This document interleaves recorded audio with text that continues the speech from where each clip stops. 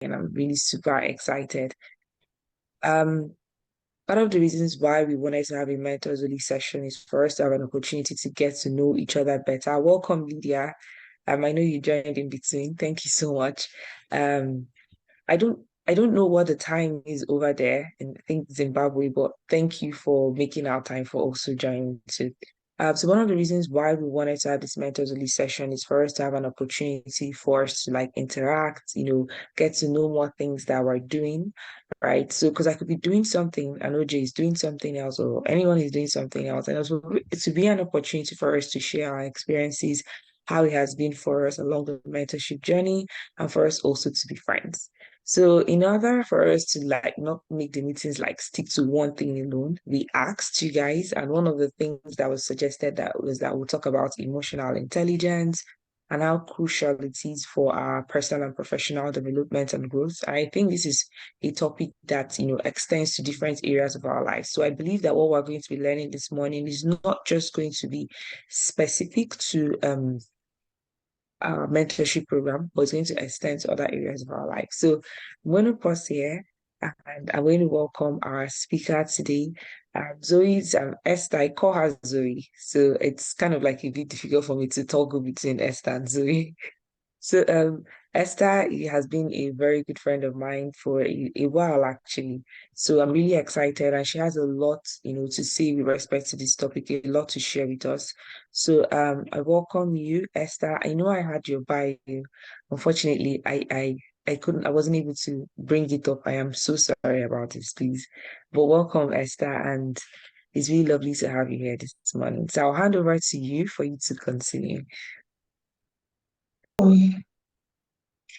Welcome everyone, and um, it's exciting to be here. Today we are going to discuss very briefly on mastering emotional intelligence for personal and professional growth. Please, if at any point my voice reduces or something, just inform me. Okay. And this is a very crucial topic, emotional intelligence. It's not just crucial, it is broad. And so what we'll be doing in 30 minutes will just be scratching the surface and trying to get us acquainted with the conversation in general so that it will serve like a platform for us to now actually go on and build. Emotional intelligence is an entire course on its own, so 30 minutes will not suffice, but then it will give us enough ground to get going. So while I was doing my research, I came across this really interesting quote that I find relevant to the conversation. And it says, knowing others is intelligence, but knowing yourself is true wisdom. And mastering others is strength, but mastering yourself is true power. This is very important because when we are looking at emotional intelligence, we'll still go into the definition, but we are talking about the ability to, first of all, understand you, know you, and understand you so that you can manage the circumstances, the situations, and the people that you find around you, both in your personal and professional space. So what we find obtainable many times is a lot of people are quick to learn others, know others, find their temperaments, know how they operate, know what makes the other person ache and all that. But actually coming down to know you yourself is a problem for a lot of persons. Many of us are on either the side of assumption, of mostly on the side of assumption.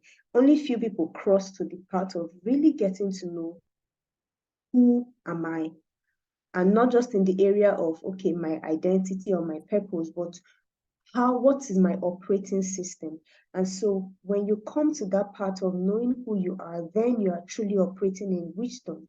Because everything, if you don't know you, you will judge others from a blurred lens.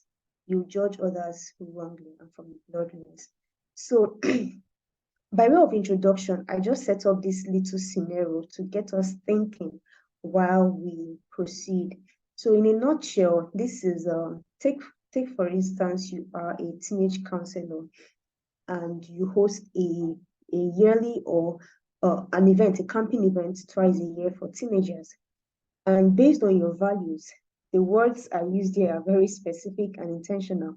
So based on your values, you sorry, you choose to host this event in a primary school property. You know, of course, you can host a camping event anywhere you want to, but because of certain values and certain goals you hope to achieve by virtue of your camp, you felt that a school property is ideal, and it's a camp of maybe 1 or 2 weeks. And then on the day of arrival, the teenagers are coming in with their parents, mostly mothers who are not very keen on your arrangements.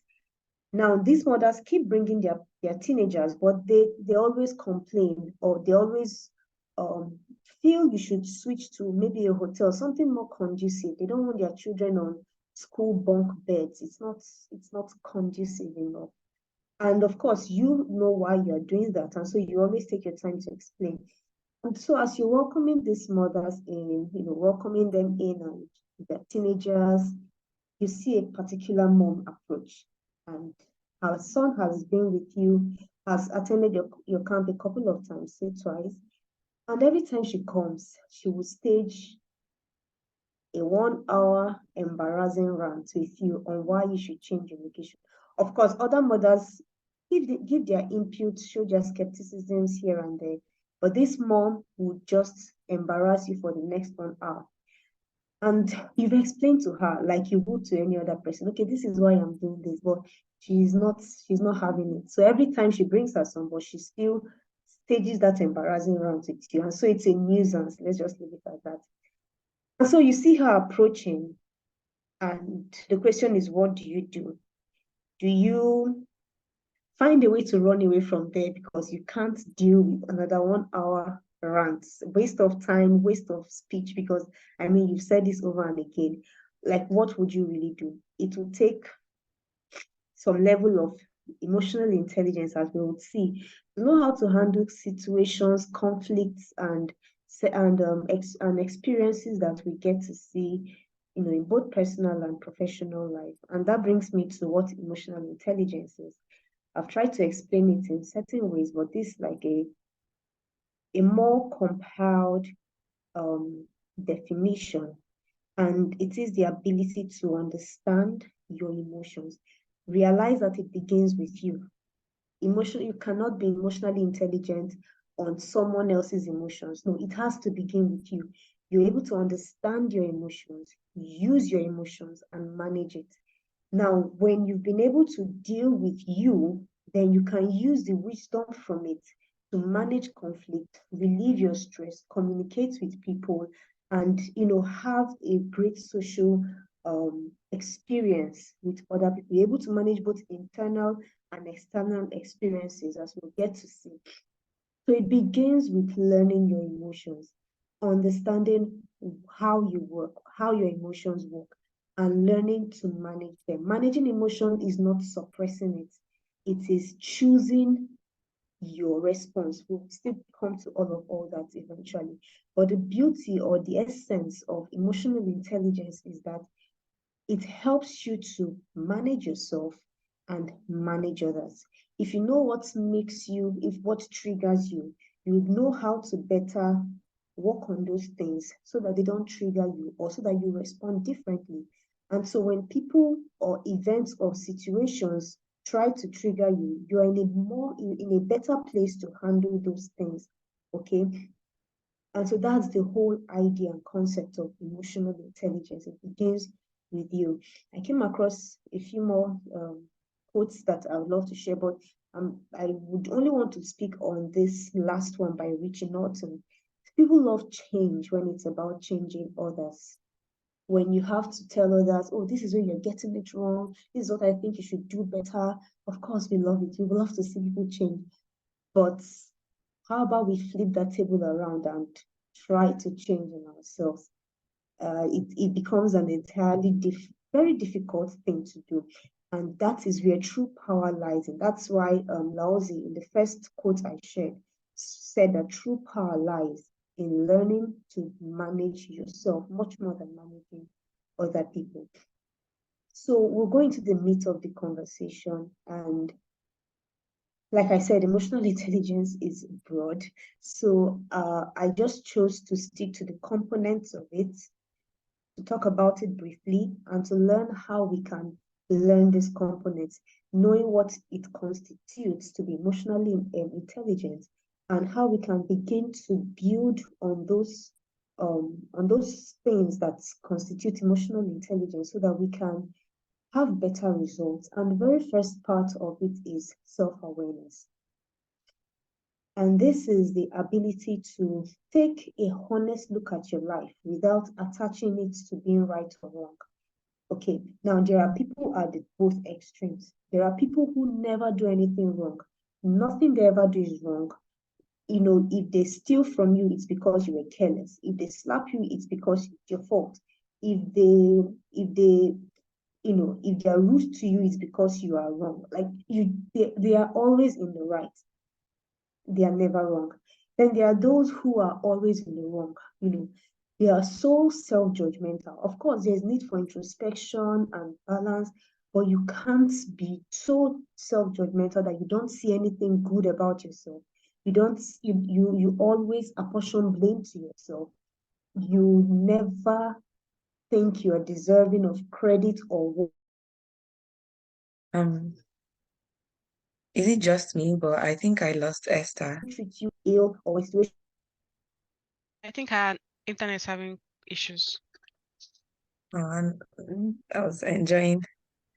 Okay.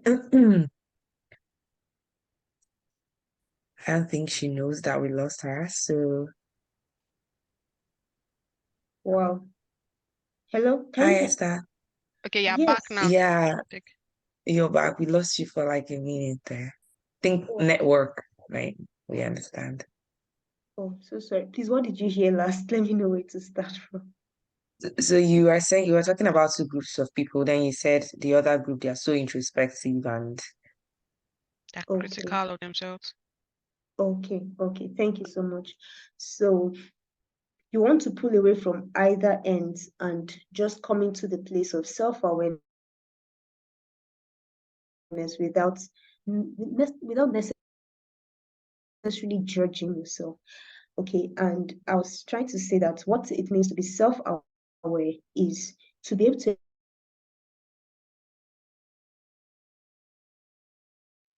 Nigerian network. It's experience not. your being, what makes what's on what rating systems, what are my to detect values. So what do I stand for as a person? What do I stand for in my workplace? What do I stand for with relationships, both emotional and casual relationships? What what front do I want to pose when I am with people or even when I am alone? Okay, just being aware, knowing that this is my operating system. And of course, it may not be 100% perfect, which is why you want to even know in the first place. Because when you know, you are now able to give yourself or set the right kind of standards for yourself and work towards it. Self-awareness is going to help you to know when your action or inaction is going contrary to who you want to be known for. Okay, so if I want to be known as a valuable worker, right, in my workplace, then I maybe make some mistakes that causes my boss to yell at me. Rather than taking it personally, I can decide, okay, I actually made this mistake and it's not in line with my values. So it makes sense that he or she is upset. So what do I do to realign to what my true value really is? Excuse me. So that's the concept of self-awareness. It's knowing yourself, taking a honest look at yourself and what makes you wrong so that you're able to build on it's more like the balance, right? So when you act in a certain way, react in a certain way, you feel certain emotions that make you react, you want to check again, okay, should I encourage these things or should I discourage them? If I get angry and I flip and I shout and I rant, in my place of self-awareness, I want to come back to ask myself, do I want to encourage this kind of behavior? Does it align with who I want to be known for, who I truly am, or do I discourage it? Okay, I hope that is clear. And then how do we begin to develop self-awareness? I've written a couple of things. I probably will share my slides later because I know I don't have all the time to explain everything. But you want to start by having daily me times. When you want to develop self-awareness, you want to start by having daily me times. Now, for some persons, it comes naturally, which is why I felt it important to talk about how to develop it, because for you, it may not be natural to you. So it's developable. You can grow into it, right? So start by having daily me times. Take time away from the noise. So both media noise and every kind of noise, and just have me time. Spend time with yourself and your thoughts. You're not daydreaming, you're just trying to feel. Okay, mindfulness and meditations, where you learn more about your emotions, you learn more about identifying what you feel per time. I remember, let me just throw this in. So after the first session didn't work, I was talking with Uma and she said, oh, I hope I'm not feeling angry, I hope I'm not angry. And I said, no, I'm not angry. And I can't remember the exact emotions I mentioned, but I mentioned like 3 different emotions. I said, I feel this, I felt this, I felt this, but none of them was anger. And that's because I've been able to identify my emotions per time and address them accordingly. That's what happens when you start developing self-awareness. Journaling, empathetic listening helps. We'll still talk more about empathetic listening. And of course, feedback. You want to hear from other people. Okay, what do you think about me? What do you think about, how do you think I respond to this? If you were asked a question about me, what would you say? Ask questions and get feedback. Of course, some feedbacks might be judgmental, maybe biased, which is fine. Which is also why you need to know you, so that when those feedbacks come, you're able to tell, okay, this is why this person says this is why this person has said that, and this is what I can do to, in response to what they have done. It doesn't mean to become a people pleaser. It only means to get to learn more about you, know if they are seeing you from the right lens in the first place, and of course, adjust. And of course, you want to use your strengths, which is very important. There is no self-awareness that can thrive when you are not maximizing your strengths. If I know that my strength is being organized, for example, the more I use it, the more I am excited about the strength, and the stronger it grows. And it brings this positive self-confidence that, yes, when it comes to organization, I am the person to call. I don't even need external validation. This is just who I am. So if you don't use your strengths, then you are going to feel less of yourself. You may not really appreciate what you truly bring to the table. And this would cause, a sort of, it will cause you to keep seeking validation from others. And when you feel you're not rightly rewarded, or no, when you feel you're not rightly recognized, it makes you feel bad. Okay, but when you know your strengths and you use your strengths, you become even better. You have greater self-confidence and you're able to thrive better. And of course, with your weaknesses, find help. So we'll move to the next one, which is self-regulation. Now, self-awareness is getting to know that, okay, whenever I come late to work, I am disoriented for the next 20 minutes, I'm snappy, I'm sad, and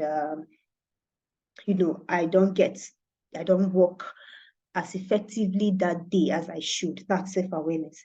Self-regulation is having known that this is how I respond when I come late to work. Number one, how do I prevent myself from coming late to work?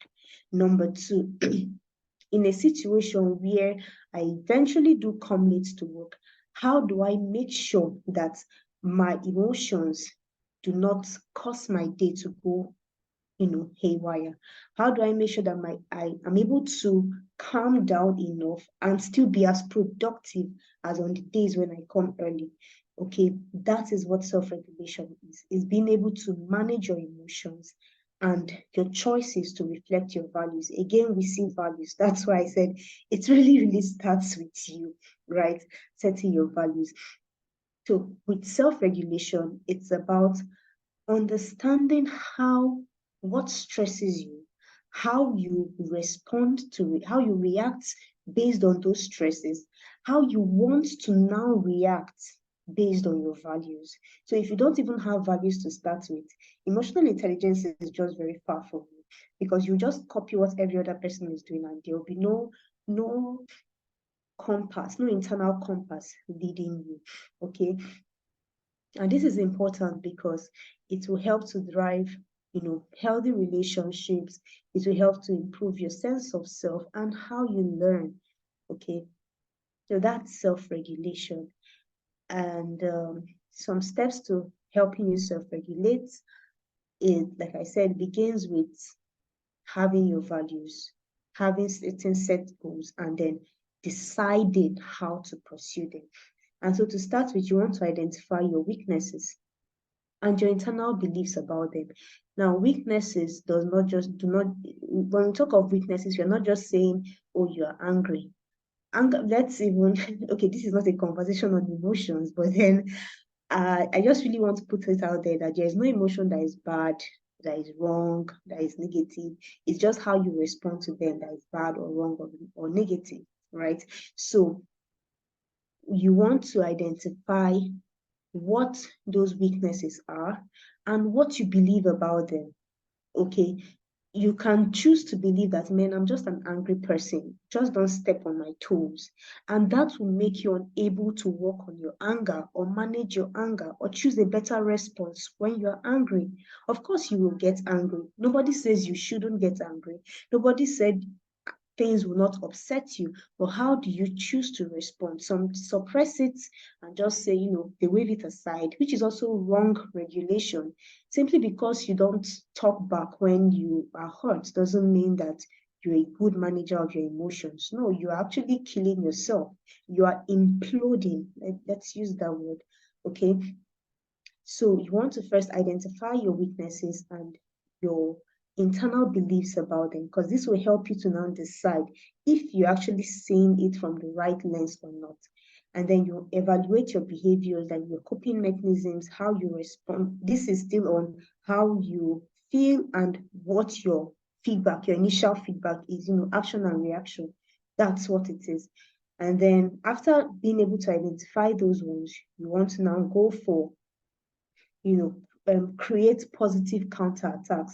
So when I'm angry, instead of flaring up, how about I walk out of the place? Politely, not in an angry way, not storming out and banging the door. Or when my senior is talking to me, instead of talking back to them, how about I just keep mum, try and maybe bite my tongue, was just something. Okay, so you are now trying to create positive counterattacks. And the idea is that I'm using anger just for a broad explanation. They're a torrent of emotions and how they express, how they show up and how you can manage them, right? I'm just using anger because it's more like it's very common. Okay, and so and of course you reward success when you are able to pull off those positive counterattacks. It won't be easy when you start. It will not be easy when you start, but eventually we're able to create positive counterattacks. Sometimes the reward just comes from having done it, but some other times, when you realize that you've been able to pull it off, just celebrate yourself, take yourself out of something and spoil yourself for being, a better regulator of your emotions. Now, moving on to the next one, like I said, there are 5 components, and we've looked at 2. The third part of emotional intelligence is empathy. Empathy is the ability to understand someone else's experiences, to walk in their shoes, okay? to look through the lens of their eyes. Empathy is not sympathy, is not feeling sorry for someone. It's the ability to feel what they actually feel. It's the ability to understand what they are going through without dismissal, trivializing, or trying to equal or supersede their experiences. I mean, it's common. You see people, someone tells you how their last relationship really hurt them, and the next thing you find is you are trying to tell the person how your own last relationship was brutal. In fact, you nearly killed yourself. It's that there's no need. Why are you doing that? Okay, that's just, I don't know why we do that, but it's not, it doesn't show empathy, right? It doesn't show empathy. Sometimes when people tell us, oh, I feel this way, I feel that way, we try to dismiss it. Is it that small thing? It's just a little thing now. Why are you being upset? Why are you angry? Is that why you're acting out this way? That's dismissal, and that's not empathy. That's trivializing, and that's not empathy. Empathy is no, even when you do not think that they are making sense, just feel their feeling and understand their feeling and try to support them. That is what empathy is. We may talk about it in details, maybe not in details, but then I hope you get the concept of empathy. Now, when you're trying to build empathy, because some persons are natural empaths, I've met people like that. They see someone going through pain, they're already in tears and everything. Some people are natural empaths, but in a situation where you are not, it can be built, right? And even where you are, you can still augment what is already natural to you. And the stages of empathy, it starts with cognitive empathy. At this phase, you are mostly just very intellectual about what you are doing. So you may not feel a lot of emotions, but you are working towards it, right? Excuse me. You may not feel a lot of emotion, but you're working towards it. So at this, it's okay to be very intellectual about how you build it. So at this point, you are looking out for verbal and non-verbal cues. You see someone sitting in the office, you're able to notice that, okay, she seems downcast. Okay, he's not as expressive as he used to be on a good day. Okay, she seems so happy, like something is really different about this person. When you engage them in a conversation, you can tell that, okay, this person is holding back, this person does not want to talk, this person, you're able to see their clenched fist, you're able to see how they are averted their eyes from looking at you. You're able to pick those little clues. That's the first stage of empathy. You are learning how to, understand the other person and just feel what they feel.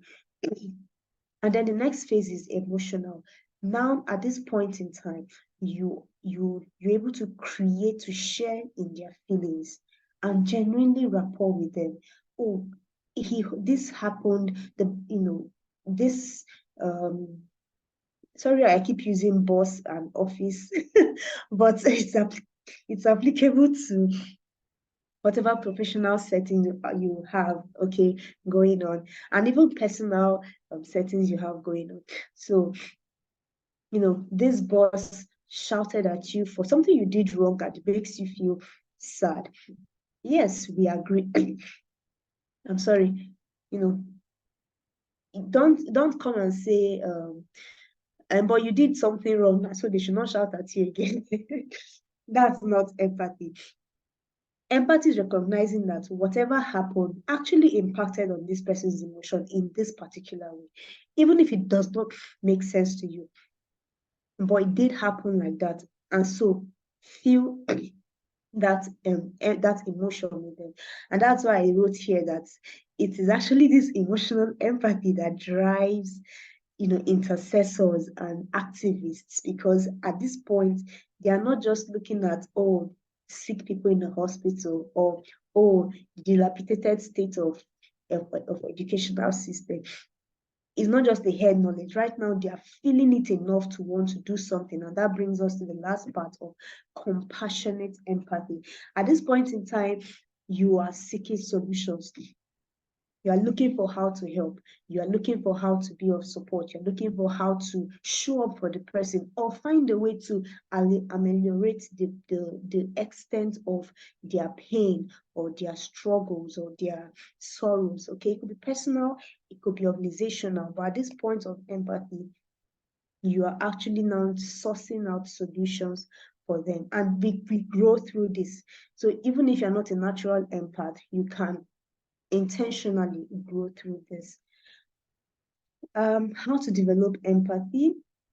There are a couple of things I've listed, which I won't go into because of my time. But like I said, I'll share the slide later. You can just look through there. And but one or two I want to talk about is to keep an open mind and to realize that this is not about you. You really need to understand that this is not about you. Don't start sharing stories of how, when I was now small, this is how I did this one, and then I responded in a different way. So you shouldn't be feeling this way. No, they feel that way, that they feel that way. Just give it to them that they feel that way. It's better that you just leave them be than try to invalidate their feelings. Okay, so know that it is not about you. A lot of people are a compendium of their nature, their experiences, their nurture, their learnings. So many things make up how people respond to situations. Don't just expect people to be you. Don't expect them to treat issues the way you would. And the other thing I want to say is to respect their emotions. Sometimes it's beliefs. I mean, you can come across, I'm looking for the right example to use so that some people will not feel triggered. But okay, let's use political parties. Let's use political parties. It's still triggering, but let's just try and use that.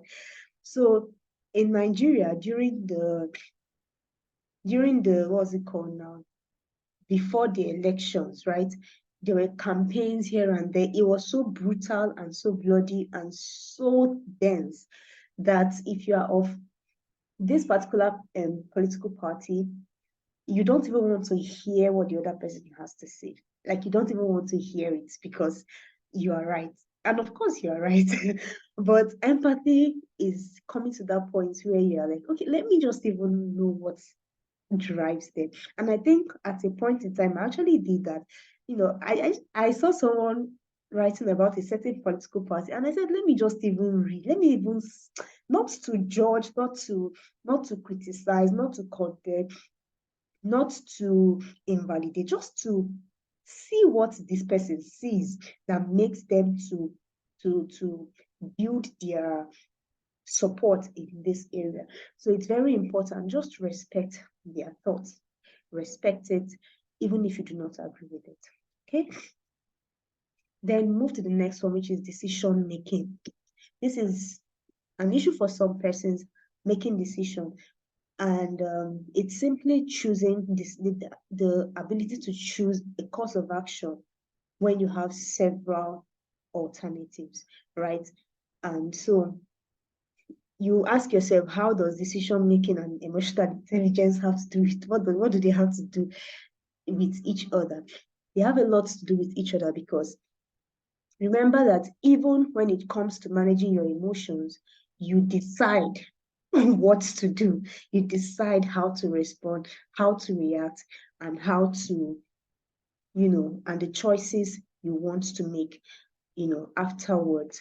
So once again, it's still based on your values. If you realize most of what we've said still hinges back on the value of the person, your personal values, and it will inspire your other decision-making values. Now, let's even go back to the scenario I painted at the beginning.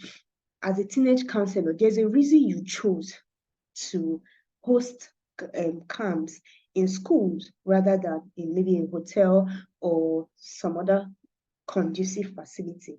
That's decision making, right? So it's and because you know why, you're able to defend it, you're able to stick to it, you're able to stand by it, okay? Now, there are several different decision-making techniques. so many, more than I outlisted here, and I won't be able to go into so many of these, but these are ways different people choose to make decisions. If you check the previous slide, you see that I wrote and noted that the process could be rational or irrational, right? So people make rational decisions. Maybe they look at the facts and then they decide, okay, based on my values, based on what I hope to achieve, based on the goals, let's do A, B, C. Then there are some other people who, for example, people who use flippism. Okay, they just toss a die. Okay, let's whatever the die picks, whatever the Lord says, and it does not sound very logical, but then that's how they do it. So there are so many techniques, and at some point in time, you may need to use different techniques to even start with, but it's important that you are able to make the right decisions that would reflect your values and still be able to accommodate, a social balance. Now, I'm not saying please everybody, but accommodate a social balance. Okay. And to make better decisions or to become better with making decisions, I saw this Christiana Goes model and I found it very interesting. It has an acronym DECIDE, which makes it easy to remember. And it just hinges on certain things we've talked about casually. Identify the problem, gather your data, assess the pros and cons, which is better, which is not, and then look at your options, okay, and make a choice. And very importantly, when you make a choice and you take a line of action, you want to evaluate and monitor. Is it working? Is it giving us the results we are looking for, or do we need to change strategy? All right. And lastly, emotional intelligence means social skills. A component of it is social skills. Now, having learned to be emotionally aware, having learned to be self-aware, having learned to self-regulate, having learned to be empathetic, having learned to make better decisions, you are now going to master social skills. So when it comes to building social skills, it's about maintaining a healthy and a stable relationship and connection and relationship with other people. Okay. Social skills involve others. Now, it's not just so much about you again, it's about involving others, how you relate with others, which is even the core thing, which is why many times when you do certain things, they say, oh, she has shown her true color. And people ask, why is it the bad things that are the true colors? Because when you look at social skills or when you look at social etiquettes, socially accepted behaviors, they are largely things that are meant to accommodate the greater populace, right?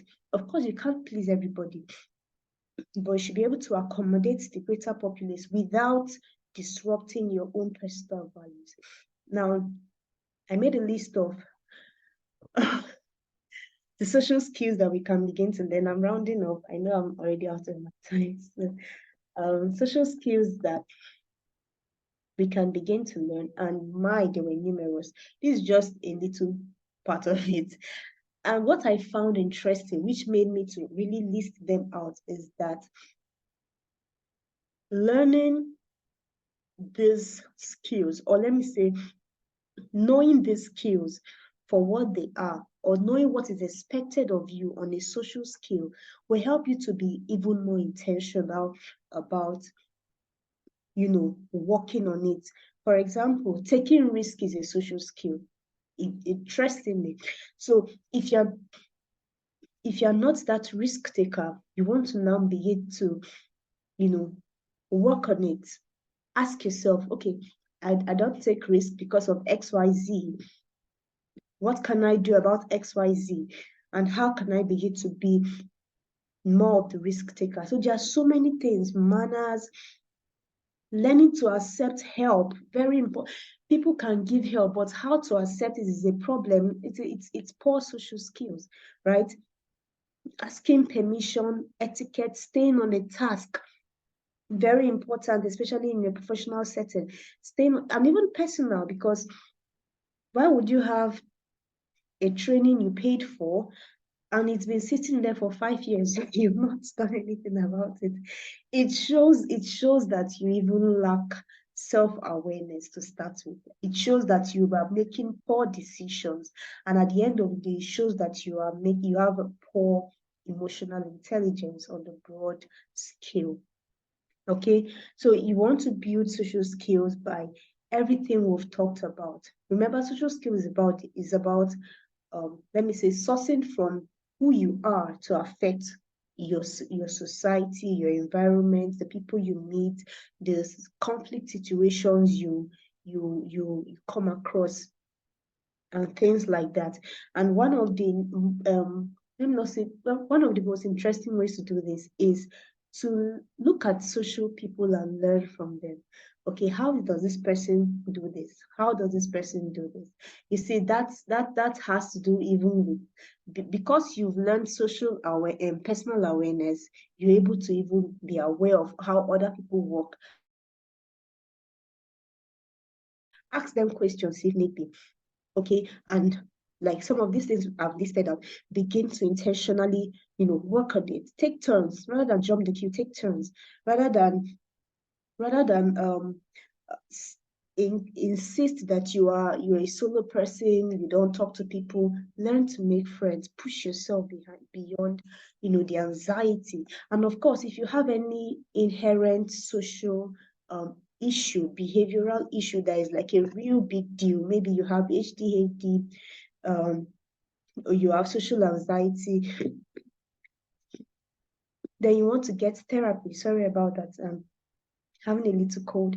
Then you want to get therapy, right? You want to work on it. You want to find help. That's the word. You want to find help. Okay. So in conclusion, we've come to the end. I know I was short, pardon me. In conclusion, emotional intelligence is a big deal. It is a big deal. And as you have seen, it inspires much of who we are. It tells a lot about how we are learning, how we are growing. Your ability to manage office conflicts that may not even be include you, will show how emotionally intelligent you are. Let me end with this. Some weeks back, one of my colleagues had an issue. Sorry. Some weeks back, one of my colleagues had an issue with our boss, and he came to me to tell me about it, how he was doing this, and it was a WhatsApp chat. But as I began to type, I realized that if I continued typing, it would make him know that my boss and I had a conversation about what he was complaining about. And so I didn't want to come from that angle. I wanted to come from a neutral angle of someone who doesn't know anything about it. So I resorted to voice notes. Okay, I resorted to voice note because with voice note, this was my analysis. With voice note, it would look like it was just something that just came out rather than something that was well thought of and typed and outlined. Okay, so that's at the end of the day. Sorry. So at the end of the day, I was able to diffuse the issue and everybody was happy and life goes on.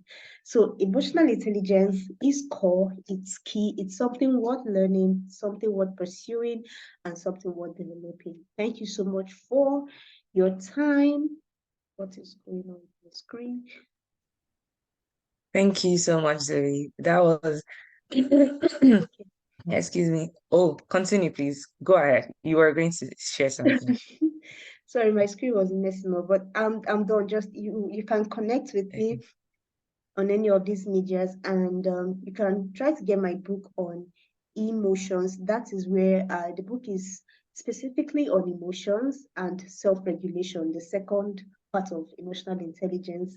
So it's basically on self emotional regulation and learning more about your emotions and all. Or you can just connect with me on any of the medias, and to be nice to have new friends. Thank you so Thank much, you and so if much, there are any Zoe. questions, I'll be open to receive them. Thank you so much, Zoe. This was fantastic. I mean, and I'm not just saying it because you're my friend. I mean, I don't know if any other person enjoyed the session. I'm sure a lot of people did because I'm seeing people's reactions on the screen. This is fantastic. I mean, do you mind stopping to share your screen? Because I was going to do something. Thank you so much, Zoe. I mean, I learned a lot of things. I think one of the key things that I picked is the fact that um my emotions, what I'm feeling at a particular moment is not who I am. So just because I feel anger, for instance, I mean, shouldn't define who I am. Like, oh, I'm always an angry person, I'm always this. My emotions are not what defines me. I have a couple of questions, but I'll allow other people to go first. However, I mean, you can see the chats and the comments on the box. When we started, I said that I erroneously did not not erroneously, I wasn't able to get Zoe's bio before then, but I mean Esther, like I said, I toggle between calling her Esther and Zoe. If you notice, she was calling me Ma, and we have nicknames for ourselves. So sorry if you're not, if you don't get it, forget about it. So anyways, Esther is a sage with a passion for reaching out to youths and message and with a message of renowned self-identity. I think Esther also ran a couple of way back, you had like a program for people, and one of the things I really appreciate about, I mean, as we can see, is her ease in communication, her ease in talking to people. I mean, I've heard about emotional intelligence, but personally for me, this was really mind-blowing. And she's actually a licensed physical therapist, and she loves to encourage women to live out the best version of themselves, right? And she's a mental health advocate and an author. I was actually going to say, even if you did not share it, Esther has a book, right? And I really want to encourage us to like go and get a copy of her book. Personally, I would, and I would encourage us, to read further, share with people. I mean, this was really, really enlightening. And thank you so much, Esther, once again. Thank you, everyone. I didn't get to introduce other members of the team. So the co-founder of Inspire Africa is here also, OJ, which I'm sure you get to hear more from her. I'm sure she'll have a couple of questions. So thank you so much. And we have mentors from, different places. And Lydia is from Zimbabwe, if I'm not mistaken. I think she's having issues with her network. Um, um, Emma is from Ghana, and then the others are from Nigeria. So thank you once again. So if we have questions, I'm sure we have questions for Esther. Please feel free to share your questions. And Emma said you should put your link. I don't know if you have a LinkedIn because I'm not active across all social media platforms. I do tell people that Facebook is for old people. So if you have any other social media, and I think you should probably copy the link to the book and put it on the chat box. So that way we can also put it on the mentors social media because these are not all the mentors. But if you have any question, please go ahead to ask Esther. She's here to answer our questions. But thank you. That was a mind-blowing session. Thank you very much. So I'll just get the LinkedIn link and the link to the book while I wait for questions, if any. Awesome. Thank you. So if you have questions, comments, please feel free. You can unmute your mic. I mean, it's just us. So, So okay. I think I can go first, right? So Yeah, I mean, sure. I do have a question about like generally just dealing with difficult people. I mean, you've started to talk about it, but I'm like, at what point and how do you, I mean, okay, I think I should start generally by just saying, do you recommend cutting people off? At what point and how? Because I want to believe that even with all the emotional intelligence, there are just some people that I don't know, maybe because they're not, I don't know. I know, I feel like your own emotional intelligence can only go so far, right? they're just, I don't know. So I feel like you get my point already, so I'll just let you speak. All right, that's a very interesting question and very thoughtful one, actually. So, do I recommend cutting people off? I recommend um, owning your space, drawing your boundaries, and anyone who is unable to intentionally um, walk within those boundaries, well, they can take their leave. Let me put it that way. Okay. Now, many times when people cut people off, they do it because they feel this person has does not want to understand me, or this person is stepping so much on my toes. Of course, it's important to make room for your mental health. If you have a toxic person in your space, by all means draw back, because you can't thrive with such toxicity around you, right? So, but don't come to that point where anybody who offends you or you feel offended by, then you just cut them off and say, get out of my space. Many times you need to learn to sit back, understand if this person is doing this thing intentionally, or even if they are not, learn what you can learn from it. If this person is just being narcissistic, is just getting on your nerves, doesn't and you've reportedly you've spoken to this person time and again, or try to just say, okay, you know what, this thing you're doing, this is how it makes me feel. I wish you could do it better this way, or if you could just try to adjust.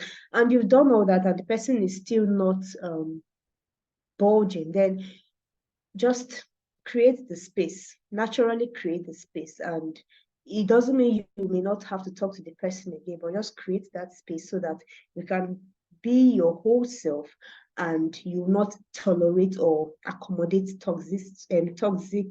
um, toxic environments, toxic people around your space. I don't know if I answered your question.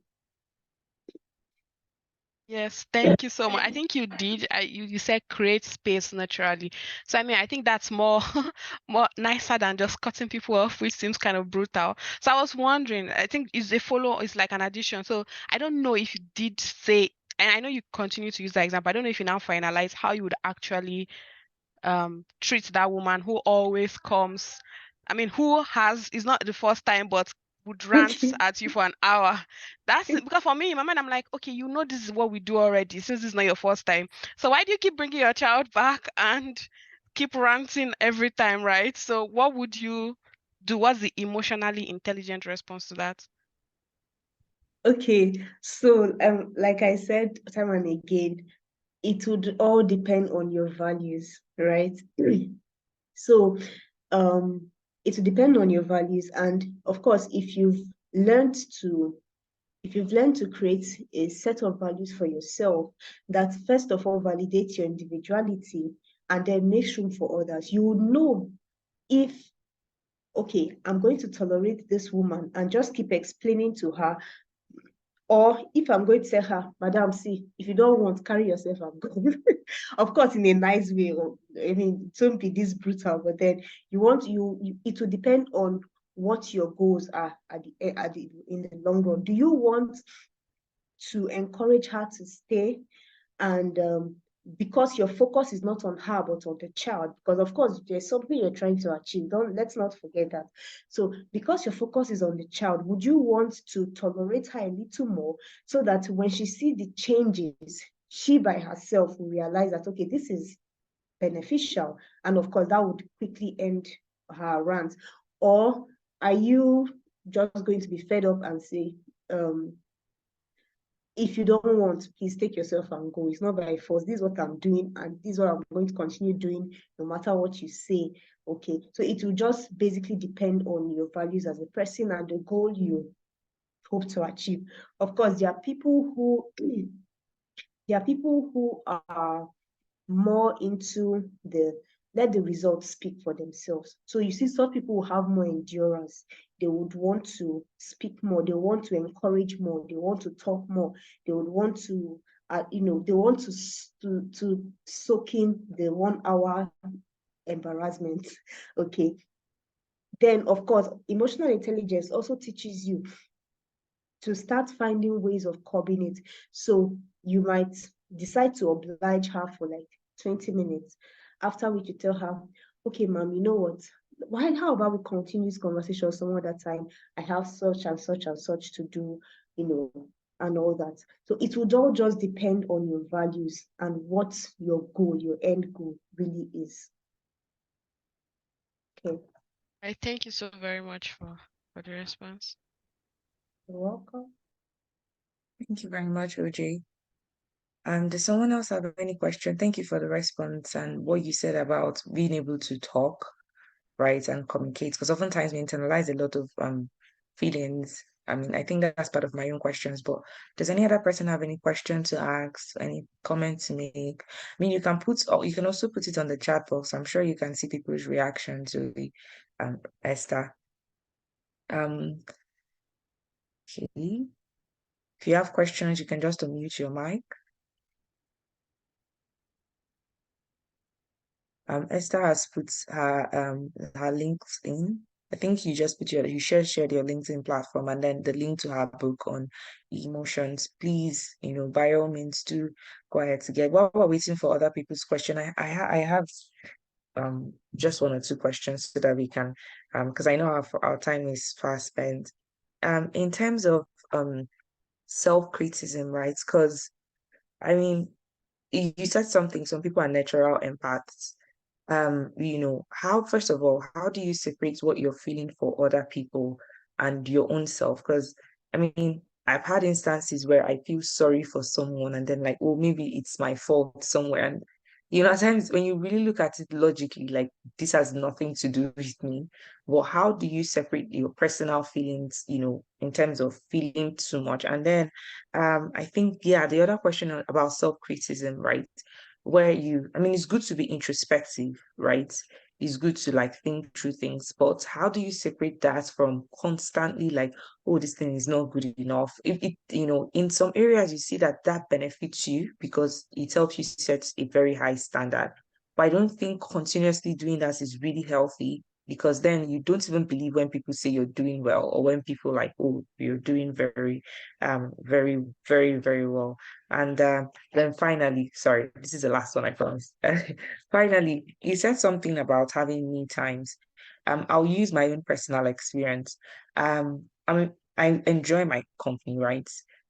However, I tend to like I constantly need to do something, right? So there's this constant desire to, even when I'm alone, like, oh, I should have done, I should. So even the me time ends up not being me time because I'm doing something with the me time. So how do you like balance through all that? I know I asked a lot of questions. So yeah.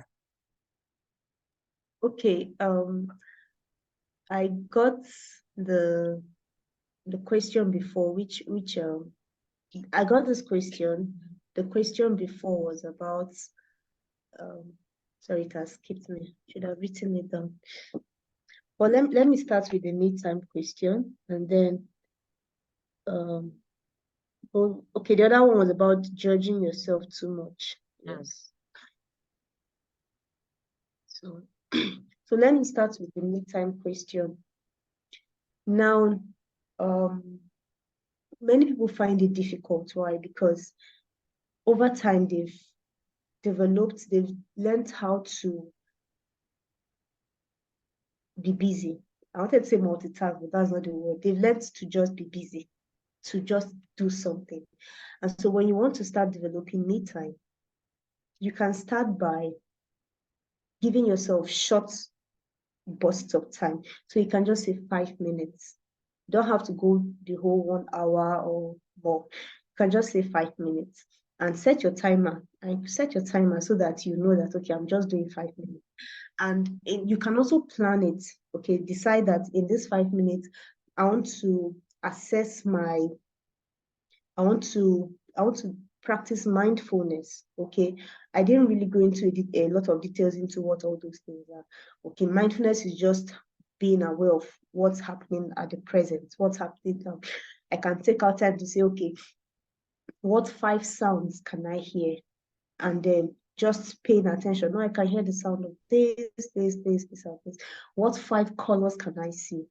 What parts of my body is touching the chair or touching the table, or what parts of my body feel the pressure? What's going on inside? What do I feel right now? So you can just plan the me time. So I'm going to do ABCDE during my me time, and I'm just going to introspect, or I could just meditate. So maybe just want to take a scripture or a quote or something and just spend that time meditating on it, or spend that time being mindful. And just 5 minutes. When you're done, you move on to other things you want to do. So start small, and then you find yourself eventually able to build on it.